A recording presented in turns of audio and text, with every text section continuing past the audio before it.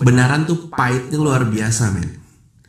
Jadi kalau lu belum benci sama gue, berarti gue belum sukses untuk memberikan lu kebenaran. Orang-orang tuh berusaha memprogram kamu, masyarakat itu berusaha memprogram sehingga kamu merasa buruk. Ya, dengar nih baik-baik.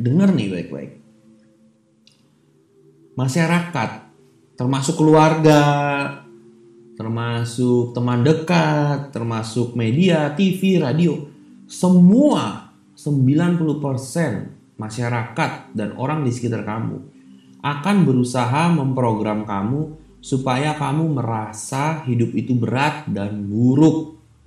Hidup itu berat, buruk, stres. Semua memprogram kamu seperti itu, semua. Kalau kamu lihat di TV, yang kamu lihat itu berita-berita yang buruk-buruk, nggak ada yang baik gitu, jarang.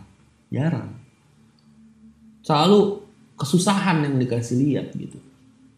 Kenapa nggak di berita nggak ada yang bilang hari ini si ini dapat duit sekian, hari ini dapat duit sekian. Yang dibahas apa? Hari ini si ini dicuri, hari ini si ini dibunuh. Itu apa? Dan semuanya tuh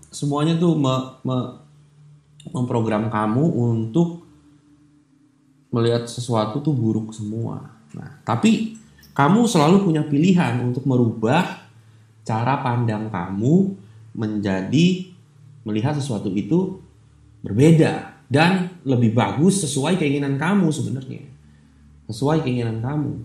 Karena kalau kamu lihat, hidup itu nggak absolut. Hidup itu, makna hidup itu sendiri tergantung interpretasi, bukan absolut. Jadi dengan kata lain, hidup itu nggak ada maknanya, kamu yang kasih makna. Contohnya nih, masyarakat bilang apa? Jomblo ngenes, ya tau kan? Jomblo ngenes.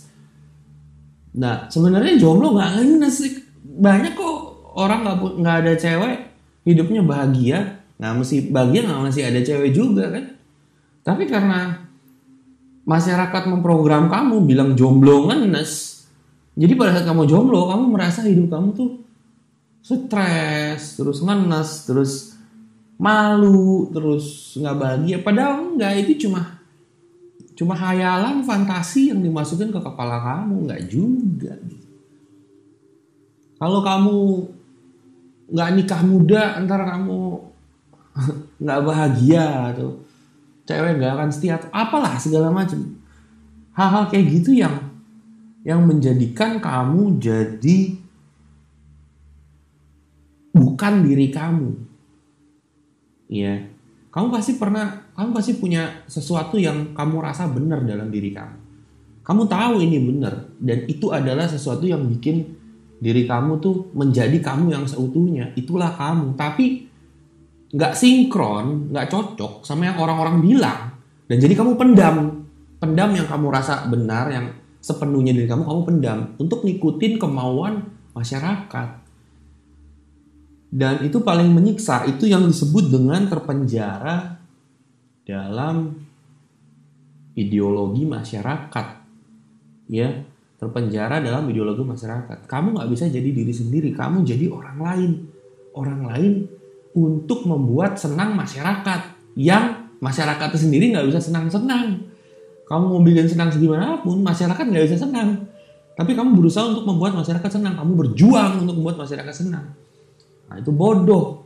Jadi yang harus kamu lakukan adalah jadi diri sendiri gitu. Karena kalau kamu jadi diri sendiri, kamu bahagia. Nah jadi diri sendiri bukan berarti kamu anarkis, menentang semua yang orang bilang, terus lu salah, gue bener. Bukan begitu, itu egois, itu arogan. Menjadi diri sendiri adalah kamu melakukan apa yang kamu rasa benar, tapi tidak merugikan orang lain. Ya kalau misalnya kamu pikir, saya suka membunuh orang, terus kamu bunuh orang, nah itu salah. Kenapa? Karena kamu merugikan orang lain. Beda. Kalau kamu menjadi diri sendiri dan tidak merugikan orang lain, itu yang benar, itu yang saya maksud. Contohnya tidak merugikan orang lain. Kayak misalnya nih, orang lain bilang jomblo ngenes, lu harus punya cewek. Nah, sedangkan kamu lagi nggak mau pacaran, kamu punya TTM doang gitu misalnya. Kamu bahagia, nggak terikat dengan pacar yang bikin ribet dan cuma pengen bikin kamu pusing aja gitu. Kamu senang jadi single tapi punya TTM, terus orang-orang bilang jomblo ngenes, harus punya pacar. Nah, kalau kamu milih untuk tetap single, kamu kan nggak salah, nggak ngerugiin orang lain. Jadi ya so what, ya nggak apa-apa, terserah orang mau ngomong apa. Beda dengan egois. Kalau egois, kamu merugikan orang lain dan kamu pikir itu benar dan suka-suka kamu. Nah, itu egois. Jadi penting ya. Nah, terus satu lagi nih. Aduh, ini penting banget, luar biasa ya.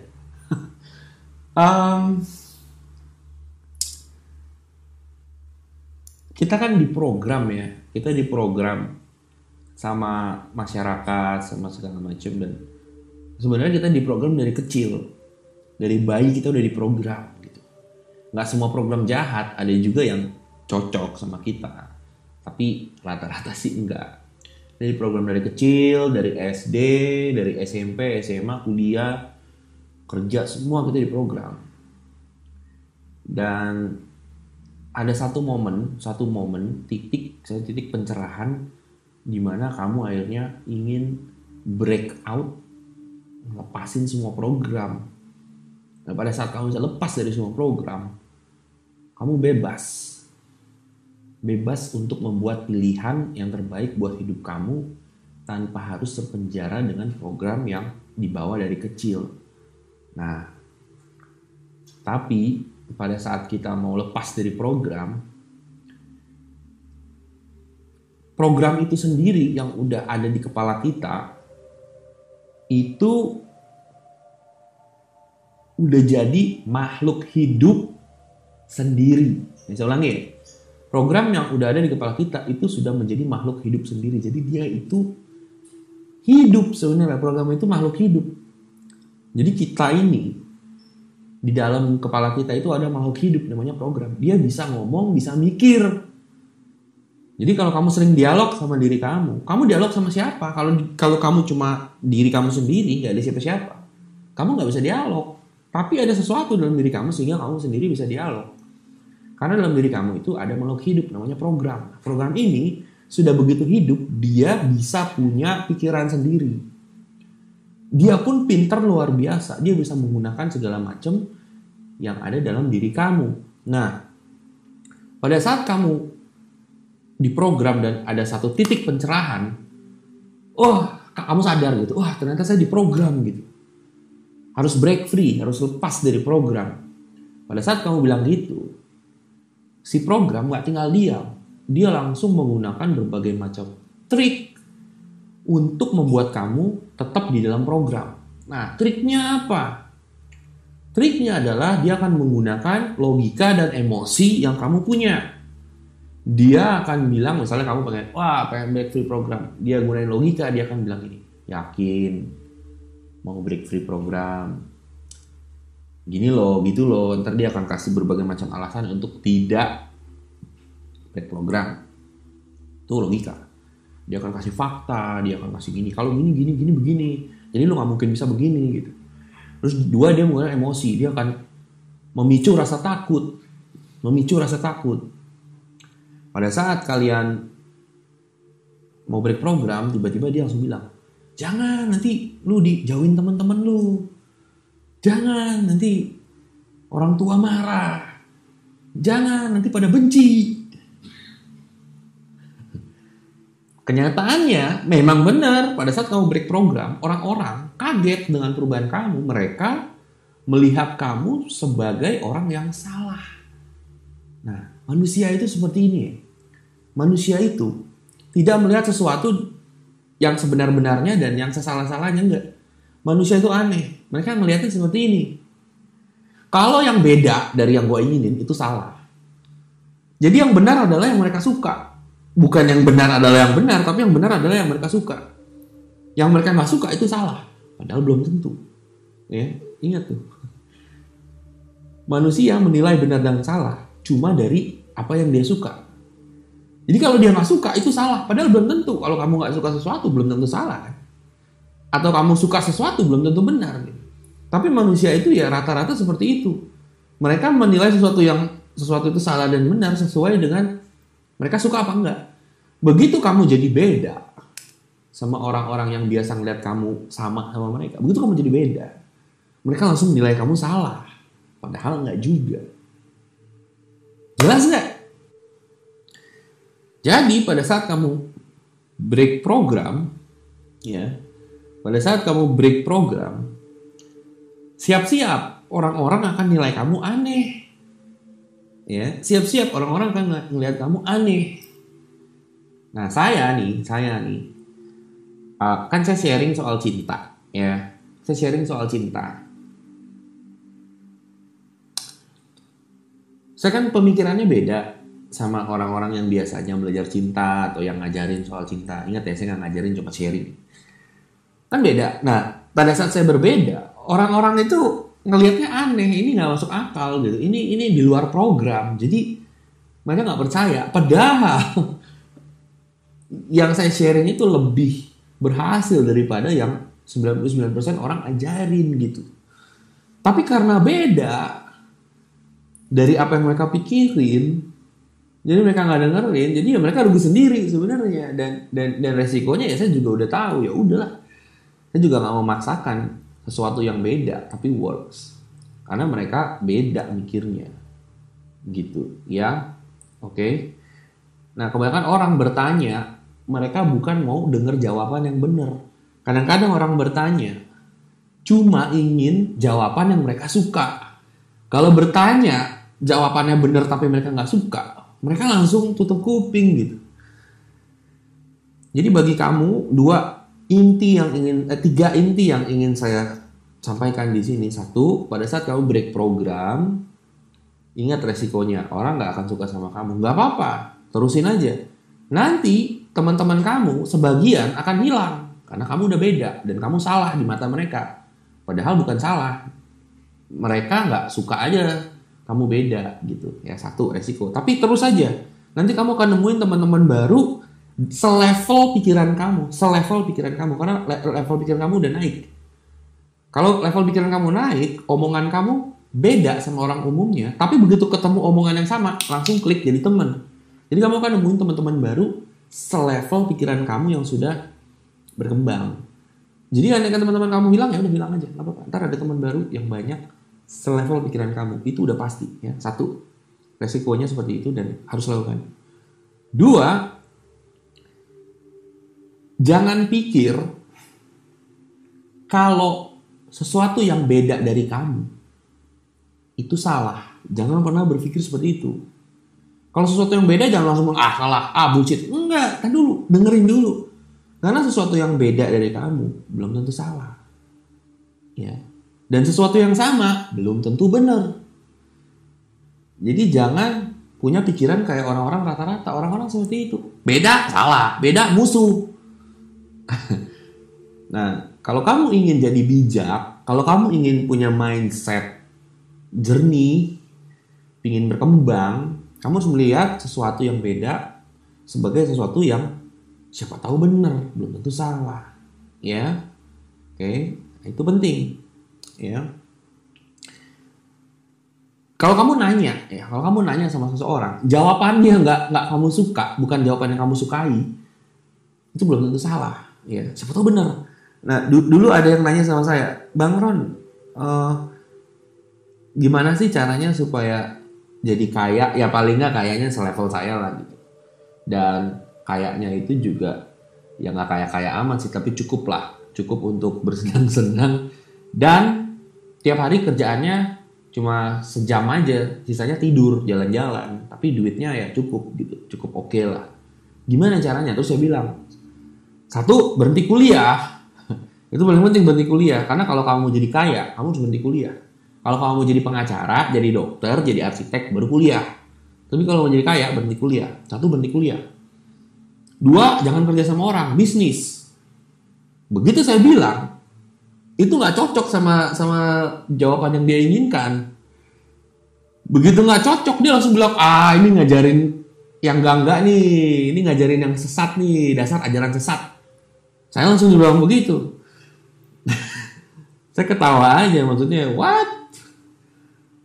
Dia nanya, saya kasih tahu sesuatu yang benar, tapi nggak cocok sama yang dia inginkan, dia bilang salah. Jadi manusia itu nanya bukan untuk mengetahui kebenaran, tapi nanya cuma untuk tahu, cuma untuk pengen dengar jawaban yang dia suka. Kalau dia nggak suka, dia bilang salah. Nah, kamu jangan seperti itu. Kalau kamu bertanya sama orang, dia jawabnya beda, belum tentu salah. Atau jawabannya kamu nggak suka, belum tentu salah. Didengerin, pikirin, tahu benar. Ya, oke. Tiga hal tuh itu penting, sangat penting. Dengan begitu kamu bisa berkembang. Kalau enggak, kamu akan terus terpenjara dalam program. Kamu akan terus berjuang melawan hidup, tapi kayak lari di tempat, ya. Berjuang melawan hidup, berjuang terus, tapi kayak lari di tempat. Kamu udah lari, wah nggak berhasil, larinya tambah cepat lagi. Wah nggak berhasil, mungkin kurang cepat lagi. Ya udah lari di tempat. Karena kamu terpenjara dalam program. Ya. Jelas? Apa ini cara yang ketiga buat kaya? Cara yang ketiga adalah ikuti passion kamu. Ulangi poin yang 3 hal tadi. Oke, yang pertama, kalau kamu break program, resikonya akan banyak yang menjauhi kamu. Tapi jangan takut. Mereka menjauhi kamu karena ngelihat kamu sebagai yang beda. Nah, mereka pikir kalau beda itu salah. Nah, tapi sebenarnya nggak salah, level pemikiran kamu naik, upgrade. Terus aja nanti kamu akan ketemu teman-teman yang selevel pikirannya. 2, pada saat kamu melihat seseorang yang beda, belum tentu salah. Jangan langsung menilai orang yang beda itu salah. Karena siapa tahu aja pemikiran mereka lebih tinggi dari kamu levelnya. Kamu belum nyampe, jadi beda, terus kamu bilang salah. Belum tentu. Ya. 3, kalau kamu nanya sama seseorang, kalau jawabannya kamu gak suka, belum berarti salah.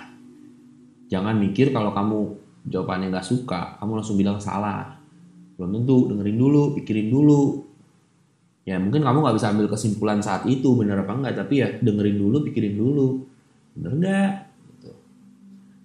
Dengan cara seperti itu kamu bisa berkembang. Kalau enggak, kamu gak akan berkembang. Kamu akan berjuang terus melawan hidup, lari di tempat. Kamu pikir kamu sudah melakukan berbagai macam cara ada kemajuan, padahal kemajuannya cuma ilusi. Karena orang menilai kemajuan itu dari seberapa banyak mereka kerja, seberapa keras mereka kerja. Padahal untuk melihat kemajuan bukan dari seberapa banyak atau seberapa keras kamu kerja. Untuk melihat kemajuan adalah dari hasil. Hasilnya seperti apa? Ada perkembangan nggak? Ada perubahan nggak? Mungkin kamu belum dapetin hasil yang kamu mau. Tapi kalau udah ada perkembangan, kamu selangkah atau 2 langkah atau 10 langkah lebih dekat, itu baru progres. Orang mikir progres itu adalah dari seberapa banyak mereka kerja. Oh, saya udah kerja 23 jam sehari selama seminggu, berarti itu udah progres. Enggak, jangan nilai progres dari seberapa keras kamu kerja, seberapa banyak kamu lakukan.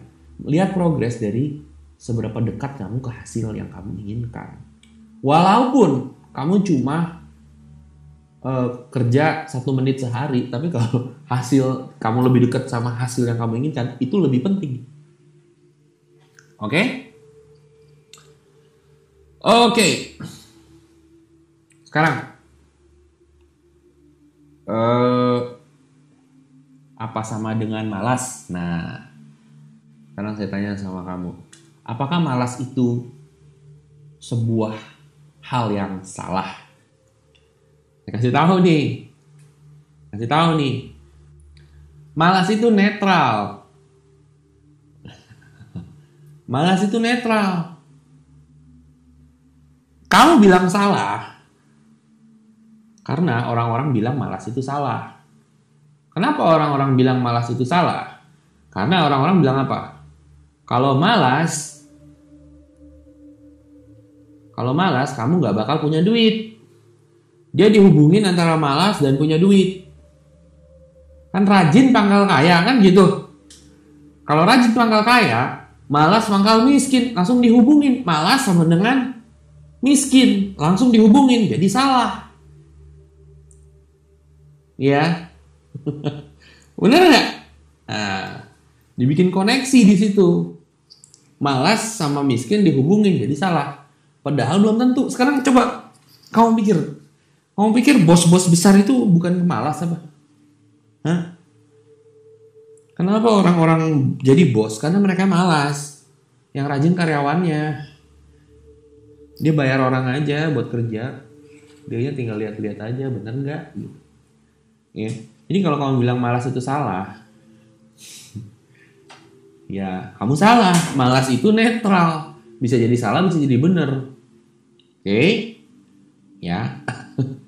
Terus ada yang bilang procrastination itu salah. Kenapa kau bilang procrastination itu salah? Karena kalau procrastinate kamu nggak produktif. Kalau nggak produktif, kamu nggak dapat duit. Kata siapa? Nah juga kalau kamu procrastinate, belum tentu kamu nggak produktif. Ada juga orang yang procrastinate, dia produktif. Dia procrastinate, dia suka main game, ya dia produktif main game. Nah dia main game, dia nggak ada kerjaan main game, dia merasa seru main gamenya, dimasukin ke YouTube gameplaynya. Begitu masukin ke YouTube, videonya langsung viral. Begitu videonya viral, dia langsung dapat duit dari YouTube. Karena yang nonton banyak. Nah, kamu lihat aja di YouTube, YouTuber luar negeri yang paling gede-gede itu yang di-upload di YouTube, itu dia cuma main game. Gamenya direkam, masukin ke YouTube. Dapat duit dari YouTube. Itu sampai 1 juta, 1 sampai 4 juta. 1 sampai 4 juta dolar per tahun. Itu berapa duit? 4 juta dolar itu 40 miliar cuma main game. Masukin ke YouTube. Nah, jadi procrastination itu salah apa benar? Ya kan? So, jadi semua yang kamu bilang ini salah, ini benar, itu dari program.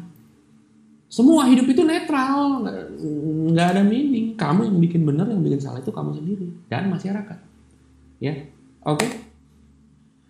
Bedanya program sama intuisi. Oke, program itu adalah mindset yang tertanam dalam pikiran kamu, itu program.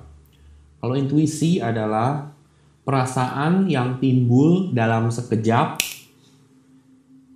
yang mengirimkan pesan buat kamu. Misalnya, saya lagi duduk, saya punya intuisi untuk main game, tiba-tiba aja pengen main game, nah itu intuisi. Itu, ya. Jelas ya? Oke. Kan ilmu banyak di buku Bang Ron, berarti kita nggak butuh rajin baca buku dong. Nah,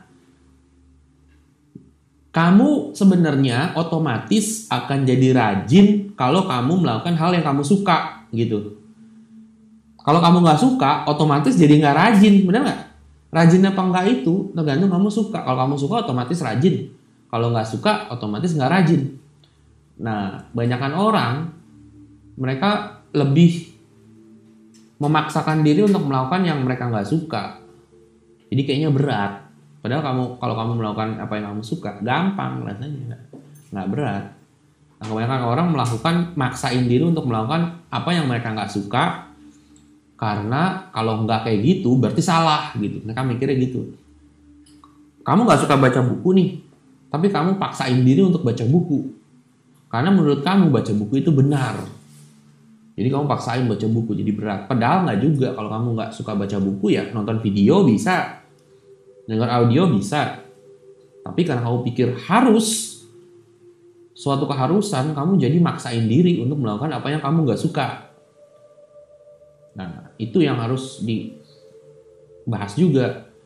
Kamu selalu punya pilihan, nggak ada yang namanya harus. Semua sesuai keinginan kamu bisa melakukan apapun. Itulah kebebasan, nggak mesti harus. Kalau udah ada kata harus, itu program. Ya, harus rajin, harus kuliah, harus punya cewek, harus kaya, nggak juga. Semua itu nggak menjamin kebahagiaan. Misalnya harus punya cewek baru bahagia, bullshit. Harus kaya baru bahagia, bullshit. Nggak juga. Tapi kamu emang suka jadi kaya, ya udah kaya aja, bukan karena harus. Kalau kamu lebih suka sederhana, jangan maksain diri jadi kaya. Ya mau sederhana sederhana aja. Itulah kebebasan. Wah, ini ada yang bertanya nih. Apakah agama menurut Koko termasuk program? Aduh, ntar gue dibenci nih ntar sama orang-orang nih.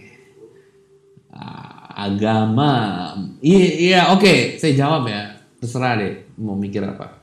Apakah agama merupakan program? Agama, budaya, sekolahan, didikan orang tua itu program. Ya, semua program. Nah, tapi apakah program itu salah? Ya terserah kamu. Kalau kamu suka programnya ya silakan. Kalau enggak ya pilih. Kamu punya pilihan.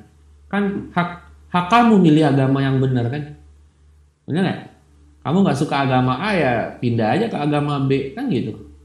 Kan kamu punya kebebasan untuk memilih. Nggak boleh memaksain agama kan? Hukumnya gitu kan? Emang boleh maksain agama kepada seseorang kan? Enggak. Ya. Jadi ya terserah. Kalau agama program, tapi kalau kamu suka ya silakan gitu. Kalau enggak ya pindah agama lain kan gitu yang kamu suka. Jangan kamu juga nggak bisa maksain orang atau kamu sendiri memaksakan diri. Ya. Jadi kembali lagi masing-masing orang. Seperti itu. Tapi apakah agama itu program? Iya. Budaya, agama, didikan orang tua, sekolahan, opini orang-orang, ya semua program. Nah, pertanyaannya bisa nggak kita hidup tanpa program? Nggak bisa. Harus ada program. Kalau nggak ada program, kamu jadi bingung. Nggak ada pegangan. Tapi programnya harus yang membuat kamu bahagia dan membuat kamu maju. Kalau program yang membuat kamu maju, ganti program yang baru. Kayak gitu. Ya. Kamu selalu punya pilihan untuk ganti-ganti program. Selalu punya pilihan.